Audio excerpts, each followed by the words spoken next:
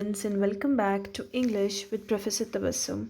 आज की हमारी वीडियो में हम डिस्कस करेंगे सरोजनी नायडू, जो कि नाइटिंगेल ऑफ इंडिया भी जानी जाती हैं, उनके द्वारा लिखी गई पोएम अवेक।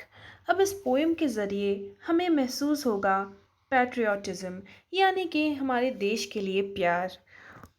उसकी वैल्यू हम समझेंगे, हम अप्रिशिएट करेंगे यानी कि तारीफ़ करेंगे हमारे कल्चरल वैल्यूज़ की। बहुत सारे रिटोरिक क्वेश्चंस और उनके यूजेस से हम फेमिलियर होंगे। रिटोरिक क्वेश्चंस यानी कि ऐसे सवाल जो कि स्पीच या फिर रिटन फॉर्म में आते हैं।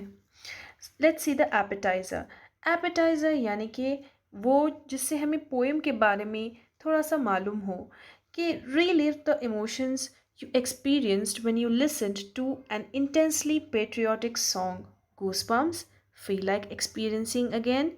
Read on. Rediscover the thrill. यानी कि जब भी आप किसी भी भारत से रिलेटेड सॉन्ग को सुनते हैं तो आप उस एक्सपीरियंस को याद करिए। क्या आपको गूज़बम्प्स महसूस नहीं हुए? क्या आपके रोंगटे खड़े नहीं हो गए? फील द एक्सपीरियंस अगेन, यानी कि आप उस एक्सपीरियंस को दोबारा महसूस करना चाहते हैं। अगर हाँ, तो रीडिस्कवर करिए थ्रिल को, या थ्रिल यानी कि एक्साइटमेंट को। Let us read a little about the poet.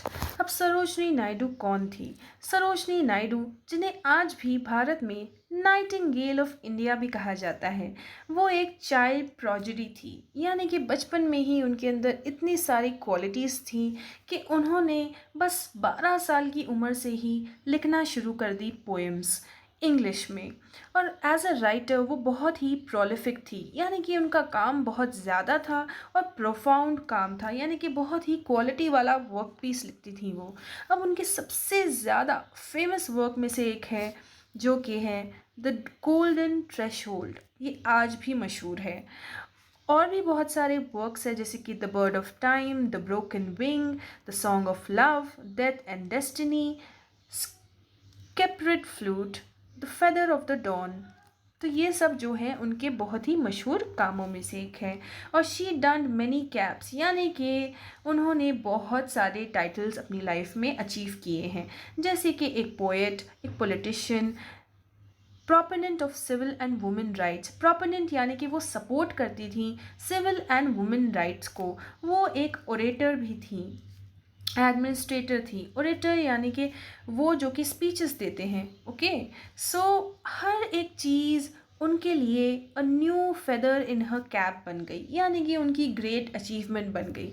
ये फेदर इन अ कैप एक ईडियम है। और वो जो है पहली प्रेसिडेंट बन गई इंडियन नेशनल कांग्रेस की। वो पहली औरत बन गई जो कि गवर्नर बनी एक इंडिपेंडेंट स्टेट की। इंडिपेंडेंट स्टेट, अब ये स्टेट कौन सा था? वो था यूपी। जब आज़ादी हुई 15 अगस्त को, उसी दिन इन्हें बना दिया गया गवर्नर ऑफ यूपी। ये 2 साल तक गवर्नर रही, उसके बाद इनकी मृत्यु हो गई 1949 में। लेकिन इन्हें आज भी याद किया जाता है as the nightingale of India. Let us know a little bit about the poem. The poem Awake by Sarojini Naidu is a patriotic song. यानी कि ये पोएम अवेक जो कि सरोजनी नायडू ने लिखी है, ये तो एक भारत का गीत है, एक पेट्रियोटिक सॉन्ग है। It is a soul stirring plea for action and unity. यानी कि ये जो पोएम है उसमें वो प्ली करती हैं, यानी कि रिक्वेस्ट करती हैं कि आप सब लोग एक्शन लें और यूनिटी के साथ ज़िंदगी को गुजारें, यानी कि मिल बांट कर ज़िंदगी को गुजारें। Sarojini Naidu recited this poem at meetings in Bombay and Lahore. Sarojini Naidu ने इस पोएम को रिसाइट किया है बॉम्बे और लाहौर में, और इसके एक्सपेक्टेशंस जो थे वो हद से ज़्यादा अच्छे निकले। The poem stands out for its strong nationalist feelings. यानी कि इस पोएम को बहुत ज़्यादा लोगों ने प्रेज़ किया, इसकी तारीफ़ की, क्योंकि इसमें लोगों को महसूस हुई नेशनलिस्ट फीलिंग, यानी कि अपने देश के लिए प्रेम। This lyric of just 18 lines is also remarkable for its many literary devices like personification, imagery, rhetoric, and rhythm. Thus, the poem is very impressive with its theme and form. अब ये जो poem है ये तो है बस 18 lines की, 18 लाइनों की, लेकिन इसमें बहुत सारे लिटरेरी डिवाइसेस को यूज़ किया गया है, जैसे कि पर्सोनिफिकेशन, इमेजरी, रेटोरिक, रिदम। और ये पोएम की जो थीम है वो बहुत ज़्यादा काबिल तारीफ़ है, बहुत ज़्यादा इम्प्रेसिव है। चलिए अब इस पोएम की गिस्ट देख लेते हैं। गिस्ट यानी कि शॉर्ट समरी होती है। The poem awake appears as an address to mother India, but it is a touching call to all Indians for unity and action. यानी कि ये जो पोएम है अवेक, ये एड्रेस करती है मदर इंडिया को, और ये बहुत ज़्यादा इंडियंस को फील होता है यूनिटी और एक्शन। ये पोएम सारे इंडियंस को एकजुट होकर आने के लिए बताती है। The woes of bondage are to be cut. Woes यानी कि सफरिंग, ऑफ बॉन्डेज यानी कि गुलामी के। तो जितनी भी सफरिंग है गुलामी की वो कट हो जानी चाहिए। Mother India should gain it's glory again and grow and glow. यानी कि मदर इंडिया को एक्शन में आना चाहिए और फिर से ग्रो होना चाहिए और ग्लो करना चाहिए। One should remember the pride and power India basked in once. यानी कि एक वक्त पहले इंडिया के पास जितना भी प्राइड और पावर था वो हर इंसान को याद करना चाहिए। People of all faiths pledge to come together to defend and guard their mother, queen and goddess। यानी कि हर धर्म, all faiths, चाहे वो हिंदू हो, क्रिश्चियन हो, मुस्लिम हो, पारसी हो या फिर कोई और धर्म का हो, उन सबको एक जगह आनी चाहिए और डिफेंड करना चाहिए। यानी कि हमारे मदर इंडिया को सेव करना चाहिए, गार्ड करना चाहिए, क्योंकि मदर इंडिया जो है वो क्वीन है और देवी है। हम डिस्कस करेंगे सरोजनी नायडू की लिखी गई पोएम अवेक। सरोजनी नायडू, जिन्हें नाइटिंगेल ऑफ इंडिया भी कहा जाता है, उन्होंने ये पोएम अवेक भारत माता के लिए लिखी है। Let's begin. Waken O mother, thy children implore thee. Thy का मतलब होता है your. Children implore thee, implore यानी कि वर्शिप। थी का मतलब होता है you. Waken O mother, your children have come to worship you. यानी कि उठिए भारत माता, आपके बच्चे आपकी इबादत के लिए आए हैं, आपकी वर्शिप करने के लिए आए हैं।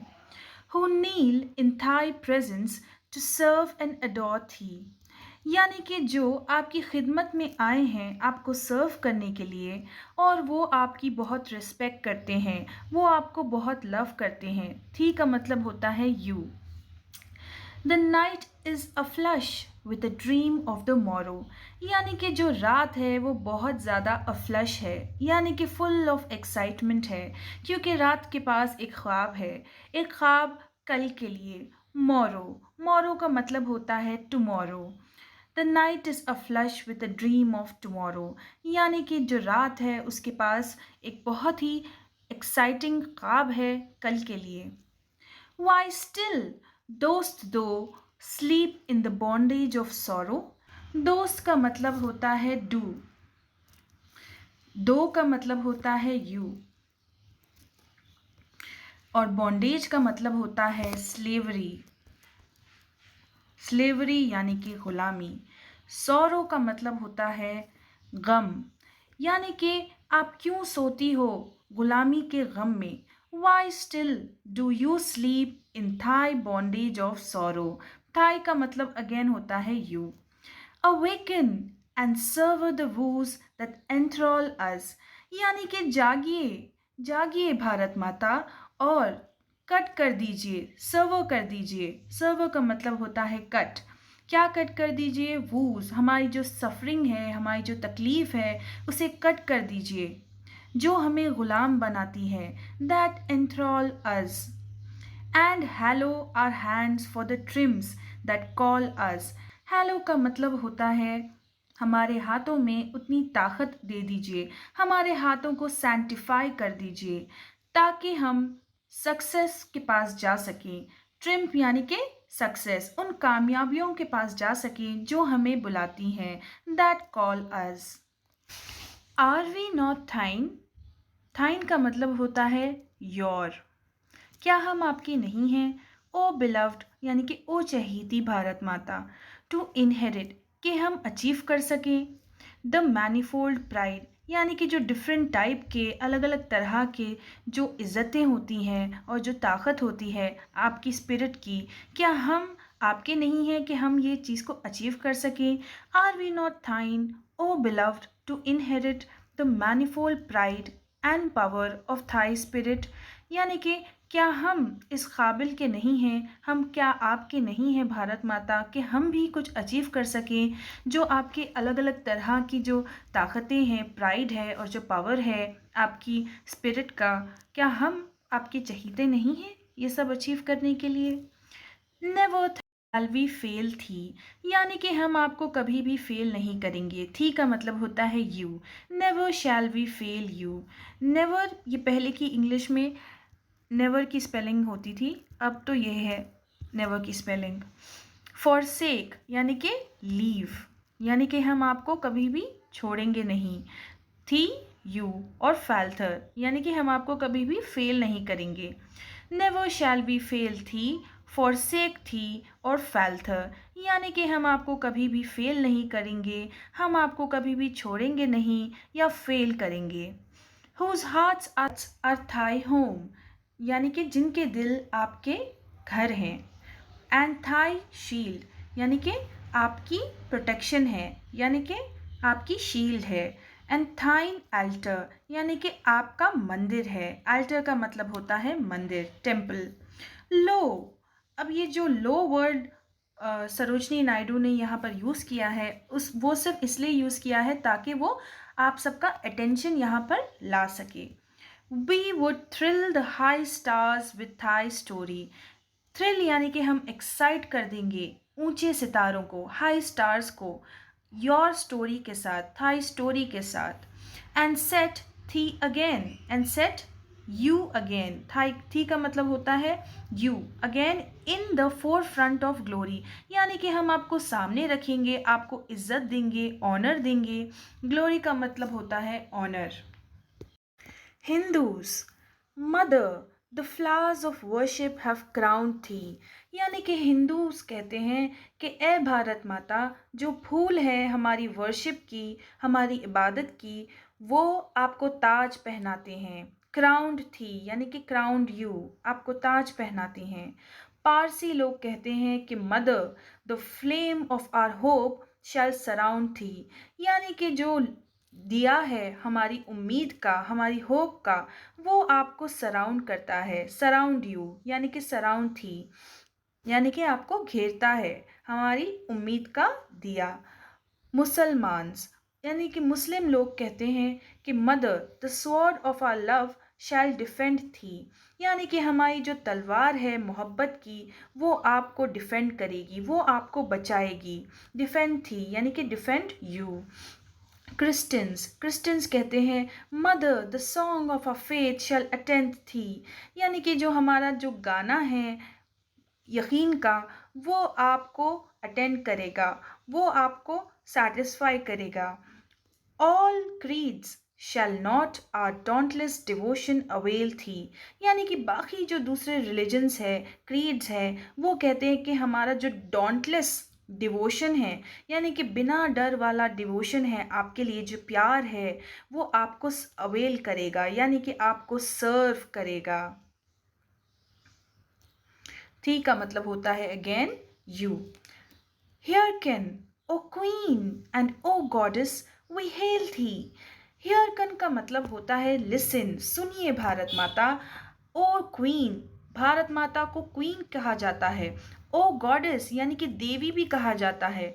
वी हेल यू यानी कि हम सब आपको सलाम करते हैं, आपको सल्यूट करते हैं। सरोजनी नायडू ने ये पोएम अवेक लिखी थी अपने दोस्त मोहम्मद अली जिन्ना के लिए। ये पोएम उन्होंने रिसाइट की थी इंडियन नेशनल कांग्रेस में 1915 बॉम्बे में। वो चाहती थी कि सारे जो क्रीड्स हैं यानी कि सारे जो रिलीजन्स है, हिंदू, मुस्लिम, क्रिश्चियंस और बाकी जो भी रिलीजन्स है, सब एक जगह हो जाएं, जो पारसीज़ हैं वो भी सब एक जगह हो जाएं ताकि भारत को आज़ादी मिल सके ब्रिटिशर्स से। तो वो चाहती थी कि भारत माता खुद को जागृत करे ताकि हम आज़ादी पा सकें ब्रिटिशर्स के रूल से। कुछ इम्पॉर्टेंट ग्लॉसरी मीनिंग्स देख लेते हैं। इम्प्लोर का मतलब होता है प्रे करना या फिर रिक्वेस्ट करना। एडोर का मतलब होता है इबादत करना, वर्शिप करना या फिर लव करना। अ फ्लश यानी कि फुल ऑफ एक्साइटमेंट। सिवर यानी कि कट। वूज यानी कि सोरोज या गम या फिर सफरिंग। एंथ्रॉल यानी कि एनस्लेव, किसी को गुलाम बनाना। हैलो, हैलो यानी कि सैंटिफाई करना या कि यानी कि हाथों में उतना ताकत पहुंचाना, सैंटिफाई करना। इनहेरिट, इनहेरिट यानी कि कोई भी चीज़ को रिसीव करना एज योर ओन राइट, यानी कि आपका खुद का हक है तो आप वो इनहेरिट करोगे। जैसे कि हम अपने एंसेस्टर्स से कोई चीज़ को इनहेरिट करते हैं, उसी तरह मैनीफोल्ड, मैनीफोल्ड यानी कि कई तरह के, of many different types. Pride, pride यानी कि सेल्फ इम्पोर्टेंस देना या फिर फीलिंग रखना, अपनी चीज़ों से सेटिस्फाइड फील करना, वो होता है प्राइड। फॉरसेक यानी कि छोड़ देना, अबैंडन कर देना। फैल्ट, फैल्ट यानी कि फेल हो जाना। शील्ड, शील्ड यानी कि कोई भी चीज़ जो हमें प्रोटेक्ट या डिफेंड करे वो होती है शील्ड। एल्टर, एल्टर का मतलब होता है कोई भी रिलीजियस जगह, फॉर एग्जाम्पल मस्जिद हो गई, मंदिर हो गया, चर्च हो गया, तो वो हो गया altar. Then forefront, forefront यानी कि फ्रंट में, सामने। डॉन्टलेस, डॉन्टलेस यानी कि बिना कोई डर के, फियरलेस। अवेल यानी कि खिदमत में आना, टू बी ऑफ सर्विस। हेयरकन यानी कि लिसन, सुनो। हेल, हेल यानी कि सल्यूट करना, सलाम करना या फिर ग्रीट करना या फिर कॉल करना।